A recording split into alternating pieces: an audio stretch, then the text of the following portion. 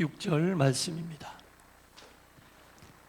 우리 하나님 말씀을 한 목소리로 같이 읽도록 하겠습니다. 시작.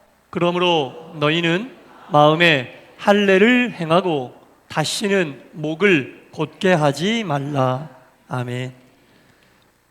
주일 2부 예배에 참여하신 여러분 모두에게 하나님의 크신 은혜와 평강이 충만히 임하시기를 간절히 축원합니다. 신명기 말씀, 신명기, 신자가 거듭 신자입니다. 신신당부할 때 신자예요.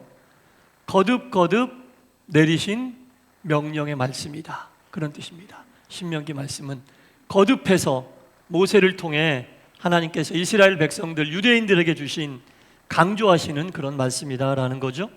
이 유대인들은 본인들과 이방인들을 구별할 때 여러 가지 조건들을 내세웁니다만, 어찌 보면 가장 크게 본인들 유대인과 이방인들을 구별하는 그 조건으로 할례를 받았느냐 받지 않았느냐, 이것을 많이 내세워요. 요즘에 새벽에 사도행전을 하면서 이방인들에게 과연 할례를 주는 것이 옳으냐 옳지 않느냐를 가지고 지금 예루살렘 성전에서 예루살렘 공의회가 열리고 있는 그런 내용 지금 새벽에 다루고 있잖아요. 그래서 제가 할례에 대해서 한번 제대로 어떤 것이 진정한 할례인지 은혜를 나누고, 또 그래야 또 새벽에 말씀 듣기도 아마 한층 더 수월해질 것 같아서 말씀을 할례에 관한 말씀으로 잡아봤습니다. 이 할례라고 하는 것은요, 남성의 생식기의 표피를 잘라내는 거예요. 남성의 생식기 표피를 잘라 하나님의 선택받은 백성이다라는 것을 외형적으로 표시하는 그런 어떤 증거와 같은 게 할례거든요. 이 할례는 아브라함 때까지 올라가야 그 기원을 찾을 수 있습니다. 창세기 17장에 보면 하나님께서 아브라함에게 그렇게 말씀하십니다. 너와 너에게 속한 모든 자손들에게 할례를 행하라. 너와 너에게 속한 모든 자손, 남자들을 이야기하는 거겠죠. 그 시대니까는 모든 속한 남자들에게 할례를 행하라, 이렇게 말씀하십니다. 자, 이때 아브라함의 상태가 어땠냐면요, 하나님을 잘 모르는 상태였습니다. 그리고 그 의전으로 돌아가면 아브라함은 하나님을 모를 뿐 아니라 우상을 섬기는 사람이었습니다. 조상 대대로 우상을 만들고 우상을 섬기고 사는 것이 그 집안의 가업처럼 내려오고 있었거든요. 그런 아브라함을 하나님이 부르신 거예요. 그리고 하나님의 일을 감당하는 하나님의 종으로 세우신 겁니다. 이 순서를 잘 생각하셔야 돼요. 아브라함이 뭔가 먼저 하나님을 알고 스스로 할례를 행하고 그 모습이 하나님 보시기에 어여뻐서 하나님이 아브라함을 택한 게 아니라 하나님의 하자도 모르고 우상을 숭배하던 집안에서 태어나서 그 일을 계속하고 있었던 아브라함을 하나님이 어느 날 그냥 부르신 거예요.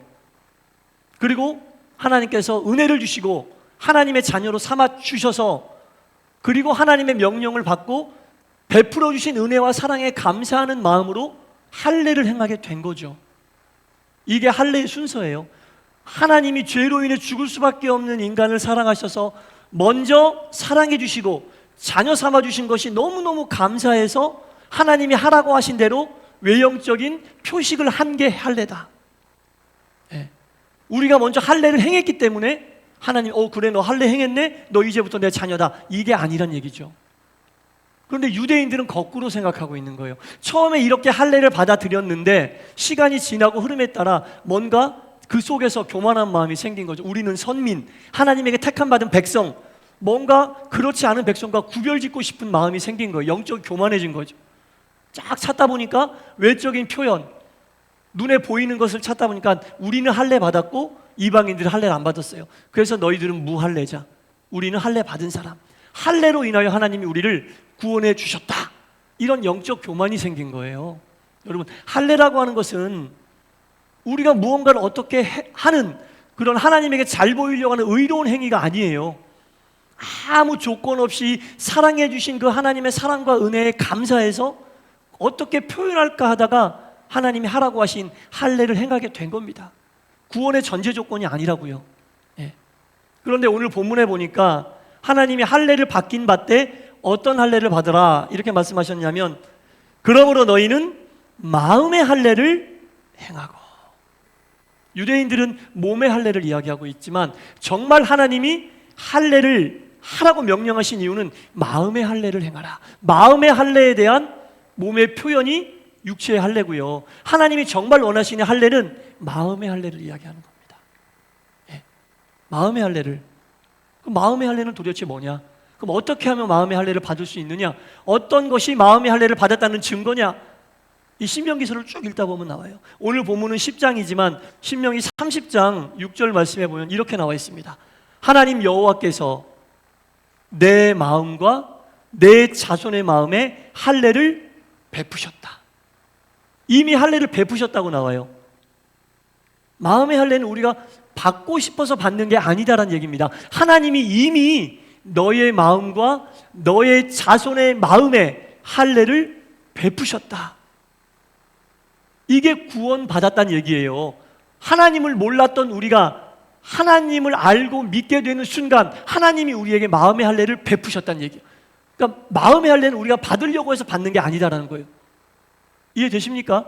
우리가 받고 싶다고 어떤 노력에 의해서 할례를 받는 게 아니라 하나님을 알고 믿는 순간 하나님이 우리 마음에 할례를 베푸셨다. 일방적으로 우리에게 할례를 베푸신 거예요. 예.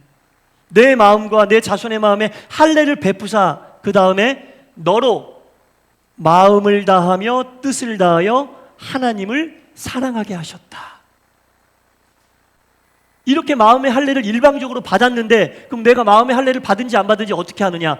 마음을 다하고 뜻을 다하여 하나님을 사랑하고 있다면 마음의 할례를 받았다는 증거. 예.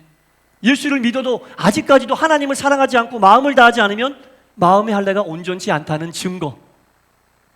예. 10년 믿고 20년 믿었어도 하나님을 마음을 다하고 뜻을 다하여 사랑하지 않으면 주신 마음의 할례를 깨닫지 못했든지 아직 온전히 마음의 할례가 이루어지지 않았다는 얘기.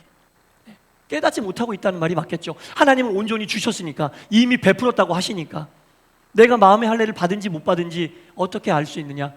말씀에 그대로 나오잖아요. 내 마음과 자손의 마음에 할례를 베푸셨다. 그러면 너는 마음을 다하여 뜻을 다하여 하나님을 사랑하게 된다. 이게 마음의 할례를 받았다는 증거예요. 예수를 믿으면서 마음의 할례는 하나님이 주시는 일방적인 할례인데 그 일방적인 할례를 내가 받았느냐, 그 할례를 누리느냐 안 누리느냐는, 못 누리느냐, 깨닫느냐 못 깨닫느냐는 내가 마음을 다하고 뜻을 다하여 하나님을 사랑하며 신앙생활을 하고 있느냐. 그렇지 않으면 습관에 따라 어쩔 수 없이 하나님 눈치 보는 게 아니라 사람 눈치 보면서 신앙생활을 하느냐. 그거란 얘기죠. 마음의 할례는 다 받았어요. 우리 이미 받았어요.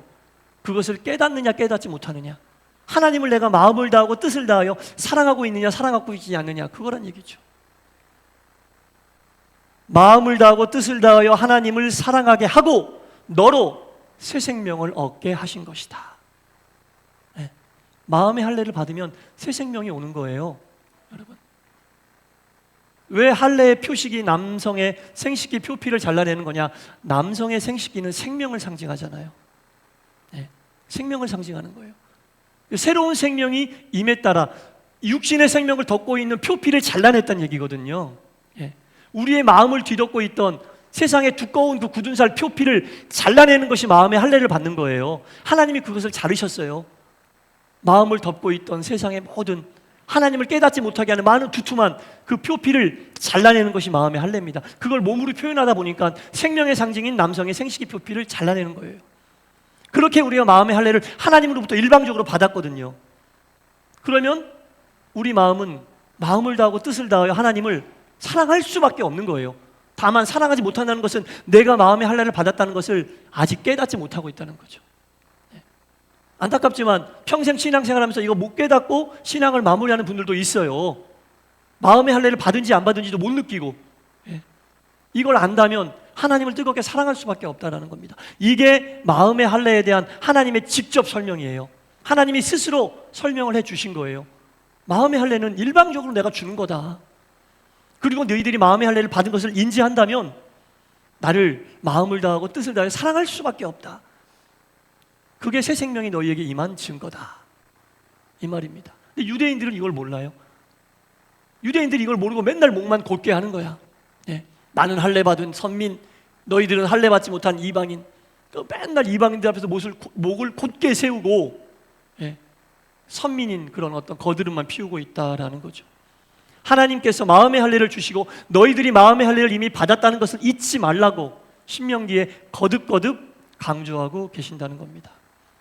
구약에 이렇게 신명기에서 할례에 대한 말씀이 신약에 예수님이 해주신 말씀이랑 다 연결돼요. 요한복음 14장 15절에 보면 이런 말씀이 나와요. 예수님이 하신 말씀이요. 너희가 나를 사랑하면 나의 계명을 지키라. 너희가 나를 사랑하면 나의 계명을 지키라. 예수님이 알려주신 하나님의 계명이 뭡니까? 마음과 생명과 뜻과 정성을 하나님을 사랑하라. 하나님을 사랑하라는 게 예수님이 우리에게 알려주신 하나님의 계명 아닙니까? 그 계명을 지키기 위해서는 하나님을 사랑하라. 예수님을 사랑하라는 거예요. 그럼 예수님을 사랑하는 것은 어떤 마음을 가진 자가 사랑해요? 마음의 할례 받은 자가. 신명기 말씀에 근거하면 그렇잖아요.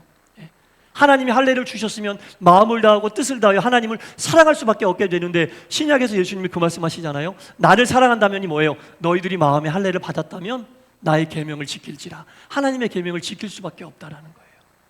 지난주에 믿음, 소망, 사랑 이 세 가지는 언제나 있을 것인데 그 중에 제일은 사랑이라. 사랑이 왜 제일이라고 했어요? 율법의 완성이기 때문에. 율법의 완성이기 때문에 사랑이 제일이라고 그랬잖아요. 이게 다 하나의 유니버스를 이루면서 말씀이 다 연결되잖아요. 구약 시대 때 마음의 할례를 주신 것과 신약에 예수님이 해주신 말씀이 다 이렇게 맞아 들어가는 거예요. 하나님을 사랑하고 예수님을 사랑한다면 계명을 지킬 수밖에 없다. 하나님을 사랑하고 예수님을 사랑하는 마음은 어디서 오느냐? 마음의 할례를 받은 것으로부터 온다. 그 마음의 할례는 하나님이 일방적으로 주신 것이다. 유대인들이 자기들 잘났다고 나 할례 받았다라고 얘기한 것처럼 육신의 할례를 통해 오는 게 아니라 하나님이 일방적으로 주신 마음의 할례를 통해만 가능한 일들이다라는 겁니다. 신약에 예수님이 하신 말씀 다 이 말씀과 연결될 수밖에 없죠. 또 마태복음 7장 21절에 보면 우리가 너무나 잘 아는 말씀이 나옵니다. 나더러 주여 주여 하는 자마다 다 천국에 들어갈 것이 아니요. 주여 주여 하는 자마다 다 천국에 못 간대요. 다만 하늘에 계신 아버지의 뜻을 행하는 자라야 들어간다. 하늘에 계신 아버지의 뜻을 행하는 자, 어떤 자입니까? 마음의 할례를 받은 자. 하나님이 일방적으로 내려주신 하나님의 구원의 은총을 깨닫고 내가 마음의 할례를 받았다고 아는 자만이 천국에 들어갈 것이다. 입으로 주여 주여 한다고 해서 마음의 할례를 받았다고 하나님이 인정하지 않으신다는 얘기죠. 스스로 깨닫고 하나님을 사랑하는 마음이 있는 자만이 천국에 들어갈 수 있다라는 겁니다. 주여 주여 이름 부르는 자들 중에 선지자 노릇을 하든지 귀신을 쫓아내든지 많은 권능을 행했다 하더라도 천국에 갈 수 없다. 그 말씀이 나와요. 선지자 노릇을 했든지 귀신을 쫓는 능력이 있든지 많은 권능을 행하는 자라도 얼마나 대단한 사람들입니까? 예수 믿으면서. 그러나 그들도 하나님의 뜻대로 행하지 않는 자는 천국에 못 간다는 겁니다. 그때 되면 나는 평생 선지자였는데 나는 주님의 권능으로 병도 고치고 귀신도 쫓았는데 나는 너를 도무지 알 수 없다라고 말씀하신다. 왜? 마음의 할례를 받은지 모르고 목을 꼿꼿이 세우고 이방인과 자신을 구분하게만 하고 그런 자들은 주여 주여 하더라도 천국에 못 간다고 예수님 말씀하신 거예요. 어떤 자들? 하나님의 뜻을 행하는 자. 하나님의 뜻이 뭐예요? 마음의 할례를 주신 것을 알고 하나님을 사랑하는 자들만이 천국에 갈 수 있다라고 마태복음 7장에 분명히 나와 있습니다. 많아요. 복음서에 나오는 예수님 말씀이 다 이렇게 연결되는 거예요. 또 마태복음 7장 24절 이하에 보면 누구든지 내가 한 이 말을 듣고 행하는 자는 반석 위에 집을 지은 자다. 이 말을 듣고 행하는 자, 하나님이 주신 할례, 마음의 할례를 받았다는 것을 알고 하나님을 정말 사랑하는 자들은 반석 위에 집을 지은 자 같고 이 말을 듣고도 행치 않는 자는 예수를 믿는다 하면서 마음의 할례를 받았다는 것을 듣고 알고 있지만 깨닫지 못하고 하나님을 진실로 사랑하지 못한 자는 모래 위에 집을 지은 자하고 똑같다. 예수님의 모든 복음서의 말씀이 이 말씀과 다 연결이 되어 있는 거예요. 그러니까 중요한 것은 우리가 믿음의 길을 가면서 하나님의 일방적인 사랑과 은혜로 내가 마음의 할례를 받았다는 것을 알고 어떻게 해서든지 마음을 모으고 뜻을 다해 하나님을 사랑하기에 힘쓰고 애쓰는 자라야 천국이 그들의 것이다. 무엇을 행했느냐가 중요한 게 아니에요. 우리가 하나님 앞에 나와서 행하는 모든 것들, 시간을 드리고 마음을 드리고 뜻을 드리고 정성을 드리고 물질을 드리고 드리는 모든 것들은 그 마음의 할례를 일방적으로 주신 하나님의 은혜에 감사하는 마음으로 견딜 수 없어서 드리는 거죠. 내가 이걸 드림으로 마치 유대인들이 육체의 할례 받은 것을 자랑하는 것처럼 나 평생 이렇게 살아왔어. 예수 믿으면서 평생 이것도 드리고 저것도 이런 것들은요, 여러분, 유대인들처럼 육체의 할례를 받는 것으로 스스로 드러내려고 하면 하나님 난 너를 모른다라고 얘기하시고, 주신 사랑에 베푸신 마음의 할례를 주신 것에 너무 감사해서 감사하는 마음을 짓누를 길이 없어 그것을 드리고도 겸손한 마음으로, 죄송한 마음으로 가지고 있는 것이 마음의 할례를 받은 자로 하나님을 뜨겁게 사랑하는 마음이라는 겁니다. 안 그러면은 목을 꼿꼿이 세울 수밖에 없어. 오늘 본문에 뭐라고 나옵니까, 여러분? 너희는 마음의 할례를 행하고 다시는 목을 곧게 하지 말아라. 다시는 목을 곧게 하지 말아라. 하나님이 일방적으로 베풀어 주신 사랑에 감사하는 마음으로, 드리지 않고는 견딜 수 없는 마음으로 드리는 자들은 목을 세울 일이 없죠. 그러나 의로움을 나타내기 위하여, 유대인들이 마치 나는 할례 받았고 너희는 할례 못 받았으니까 나는 의롭고 너희는 의롭지 못해, 할례 받지 않으면 평생 교회 다녀도 구원 못 받아, 이렇게 말하는 것은 목을 곧게 세우는 거거든요. 사랑하는 성도 여러분, 우리가 마음의 할례를 받았다는 것을 깨닫는 것이 신앙의 출발이에요. 하나님께 은혜와 은총을 받았다는 얘기고, 그 받을 자격이 없는 우리를 마음의 할례를 일방적으로 주시고 당신의 자녀 삼아 주시고 이렇게 믿음의 길 걸어갈 수 있게 하신 하나님께 너무나 감사하는 마음으로, 견딜 수 없는 심정으로 무언가를 드리는 것들은 감사에 대한 표현이고, 드리면서도 겸손한 마음을 가질 수밖에 없는 그런 마음의 표현이거든요. 바라기는 저와 이 자리에 계신 모든 동산의 성도님들, 일방적으로 주신 하나님의 마음의 할례를 깨달을 수 있게 되기를 간절히 바랍니다. 깨닫게 되면 하나님을 사랑할 수밖에 없다고 그러잖아요. 예? 하나님을 사랑할 수밖에 없다. 그때 새 생명이 임하고, 예? 그런 자들만이 반석 위에 집을 지은 지혜로운 자다, 이 말씀을 하시잖아요. 말씀에 나오는 반석 위에 집을 세운 지혜로운 자가 되고, 우리에게 마음의 할례를 허락하신 하나님께 더욱더 영광 돌리고 충성하는 우리 모두가 될 수 있기를 주님의 이름으로 간절히 축원합니다. 기도하겠습니다. 하나님, 감히 하나님께 선택받아 하나님의 백성이 될 자격이 조금도 없는 우리를 일방적으로 사랑하시고 일방적으로 택하셔서 마음의 할례를 주시고 하나님 믿게 하시고 뜨겁게 하나님 사랑하게 하시고 새 생명 주시니 감사합니다. 우리가 행하는 모든 행위들, 유대인들이 이야기하는 육체의 할례와 같이 본인을 드러내고 본인의 의로움을 나타내고 하나님께 내가 무엇을 했다고 드러내는 모래 위에 집을 짓는 어리석은 심령이 한 심령도 없게 하여 주시고, 무엇을 드린들 베풀어 주신 은혜와 사랑을 생각할 때에 내가 드리는 이것이 하나님이 주신 것에 점이라도 하나 찍을 수 있겠는가, 부끄럽고 겸손한 마음으로 주 앞에 나와 무엇을 드리든 하나님 기뻐하시는 마음으로 드리는 우리 모두가 될 수 있도록 인도하여 주시옵소서. 마음의 할례를 받았다는 것을 확실히 알고 더욱 뜨겁게 하나님을 사랑하게 하여 주옵소서. 예수님 이름으로 기도드리옵나이다. 아멘.